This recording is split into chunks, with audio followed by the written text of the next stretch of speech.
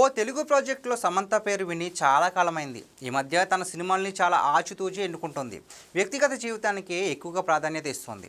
అందుకే సినిమాల్ని బాగా తగ్గించేసింది. కొన్ని ప్రాజెక్టులు ఆమె దగ్గరకు వెళ్ళాయి, కానీ వివిధ కారణాల వల్ల ఒప్పుకోలేదు. ఉస్తాద్ భగత్ సింగ్లో కూడా ఆమెను తీసుకుందాం అనుకున్నారు, కానీ చివరికి రాశి ఖన్నాతో సరిపెట్టుకోవాల్సి వచ్చింది. చానాళ్లకు సమంత తెలుగులో ఓ ప్రాజెక్ట్ ముందుకు తీసుకెళ్లడానికి సిద్ధమవుతుంది. చాలా కాలం తర్వాత సమంత తెలుగులో ఓ ప్రాజెక్ట్ ముందుకు తీసుకెళ్లడానికి సిద్ధమవుతుంది. త్వరలో ఆమె నందిని రెడ్డి దర్శకత్వంలో నటించబోతుందని తెలుస్తోంది. అన్ని మంచి సిగ్నముల తర్వాత నందిని మరో ప్రాజెక్ట్ చేయలేదు. ఆమె కొన్ని కథలు సిద్ధం చేసుకున్నారు. అందులో ఓ కథ సమంతకు వినిపించినట్టు తెలుస్తోంది. ఆ కథ సమంతకు బాగా నచ్చి తన బ్యానర్లోనే రూపొందించాలని ఫిక్స్ అయ్యారని సమాచారం. ఇటీవల సమంత నిర్మాతగా శుభం అనే సినిమా వచ్చిన సంగతి తెలిసిందే. బాక్సాఫీస్ దగ్గర సరైన ఫలితం రాలేదు, కానీ నిర్మాతగా సమంతకు మంచి లాభాలు తెచ్చిపెట్టింది.